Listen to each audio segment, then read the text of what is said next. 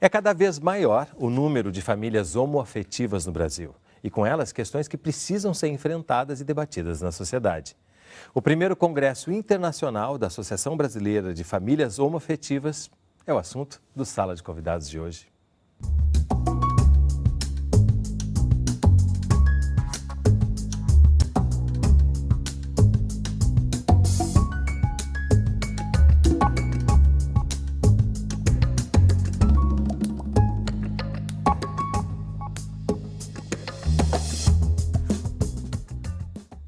Para conversar com a gente, estão no estúdio Ana Lodge, fundadora e diretora de Relações Institucionais da Associação Brasileira de Famílias Homoafetivas, Raquel Castro, advogada, presidente da Comissão de Direito Homoafetivo da Ordem dos Advogados do Brasil, a OAB, no Rio de Janeiro, e Vlauber Manhãs, publicitário e pai adotivo. E você também é nosso convidado, participe fazendo perguntas e comentários. Utilize o nosso site, canalsaude.fiocruz.br ou o telefone 0800 701 8122, ligação gratuita.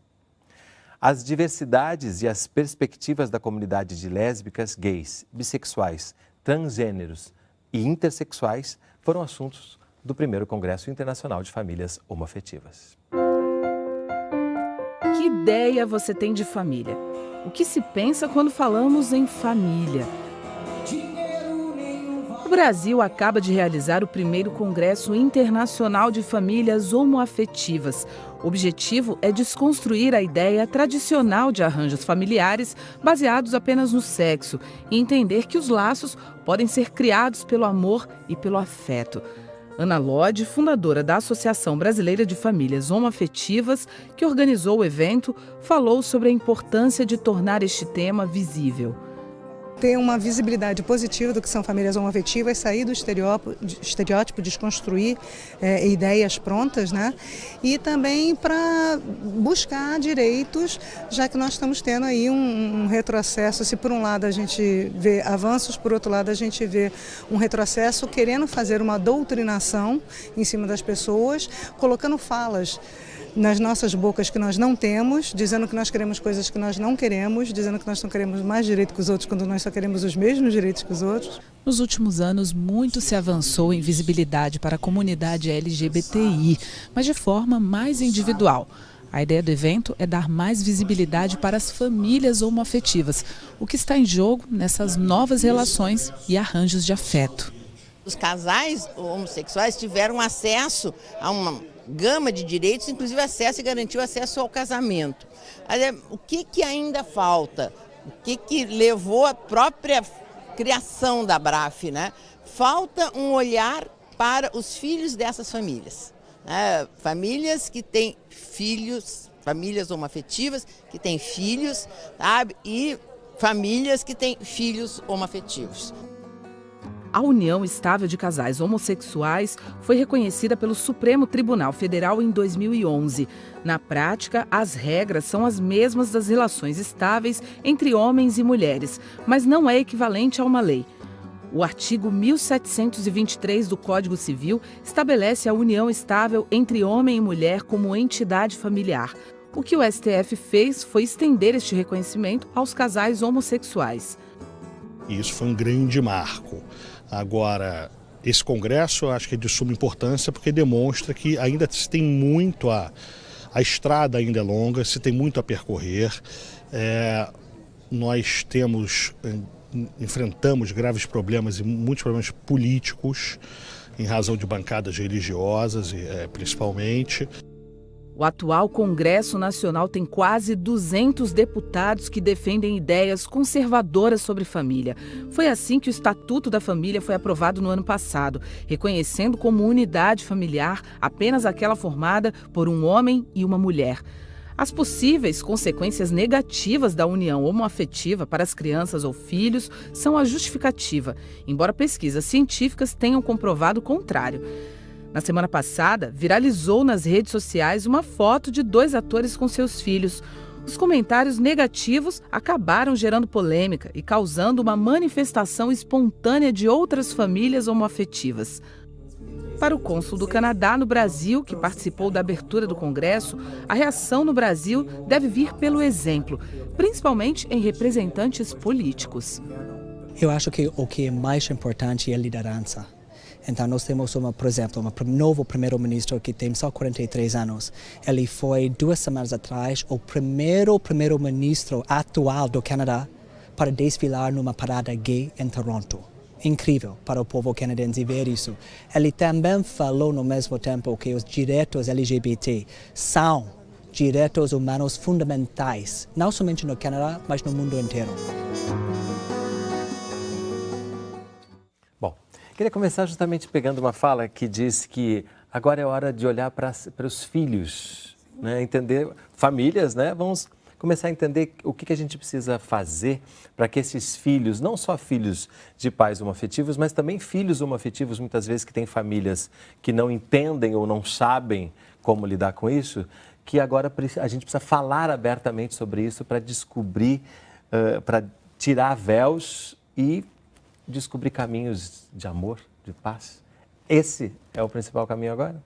Eu acredito que sim, porque o que acontece? Quando a gente fala em homossexual e bissexual, transexual, a palavra sexual fica muito forte. E para você ser família com alguém, não tem que ter sexo. Pode ser você e seu filho, é família, e não há uma relação sexual nisso, né? Então, nós estamos querendo tirar esse estereótipo que foi criado através de uma série de constituições subjetivas e constituições religiosas, enfim, interesses políticos, de promiscuidade, mostrar que nós somos até chatos de tão comuns que nós somos, né? Nós somos famílias como qualquer outra e dessa forma, os nossos filhos ou os nossos pais, quando os filhos são gays, são famílias conosco e temos os direitos que todas as pessoas têm. Tudo baseado no afeto e no respeito, né? Que todos temos que ter por todos.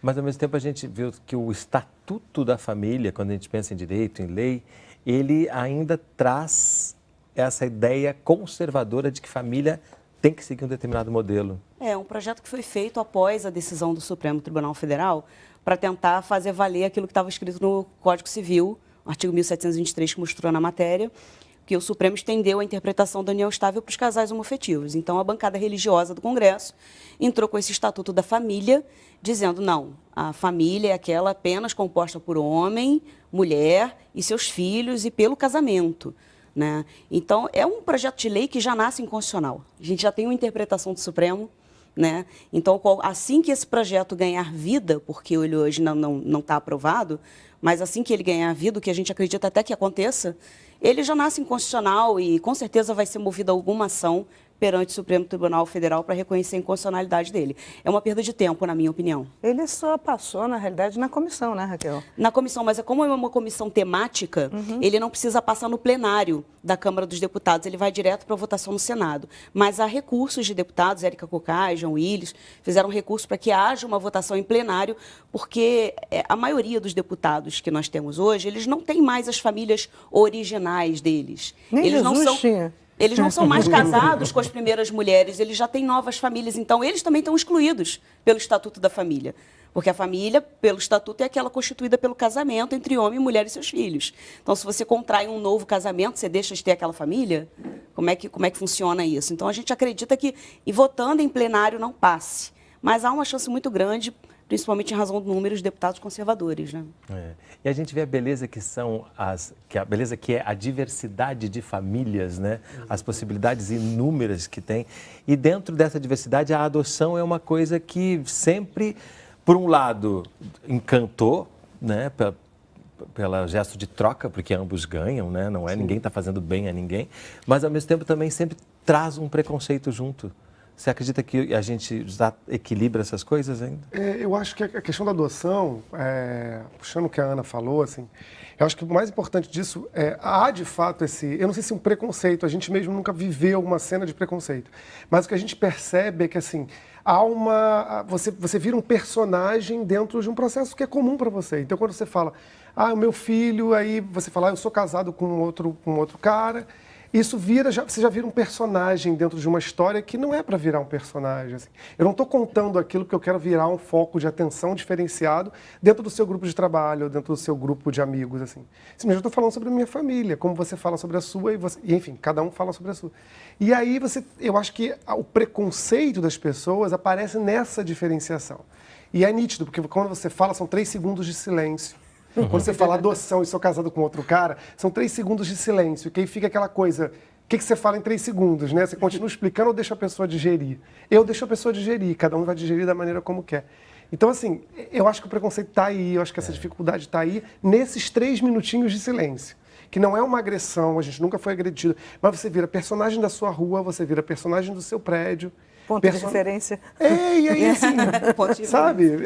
Não acho que... Mas é interessante, eu adoro esses 3 segundos, porque eles querem dizer muita coisa, muita né? coisa. E, ao mesmo tempo, a gente também, acho que deve se debruçar sobre esses 3 segundos para entender que eles são fruto de muita construção. Sim. Você falou aqui, né, essa construção que leva ao preconceito, e pior, leva à violência, e pior, leva ao assassinato, como acaba de acontecer mais vários. Mas a gente vai marcar esse da FRJ, porque teve essa repercussão. Mas eles acontecem todo o tempo por aí. Porque o oposto do amor é a violência, né? A gente está falando aqui, esse programa é para falar de afeto, para falar de família, para falar de amor. Mas o outro lado, que é a violência, está acontecendo o tempo inteiro. Que é fruto disso que você falou. Você usou uma palavra que eu achei interessante, né? Você falou poder. A gente o tempo inteiro também está falando de poder. Quando fala de política, né, de como que as coisas se organizam para que alguns grupos tenham mais poder que outro. E, na verdade, o que se quer é que se tenha direito a uma igualdade quando se fala dessas coisas, né? A gente tem que pensar que são construções que são históricas baseadas no que seria a normalidade. Só que não existe normal, nada está dado. Quando você para e pensa naquela história de Amala e Kamala, aquelas meninas indianas que foram tiradas, como os lobos tiravam da tribo as crianças para devorar e 2 por um acaso não foram devoradas, e criadas no meio de lobos, elas não andavam em pé, elas não... Então o que é natural? Elas comiam com a cara no chão, que nem cachorro, foram criadas numa sociedade de lobos e reagiam como lobos. O que é natural? Nada é natural, tudo é construído. Então você usar um discurso do que naturalidade, o que é natural... Isso confunde muitas pessoas, né? Então, e daí também o uso religioso em nome de ganhar votos, de ter dinheiro, estações de TV, imunidade tributária, enfim, dá para fazer 5 programas aqui. Mas a gente tem que estar atento que não existe natural, né? E ao mesmo tempo que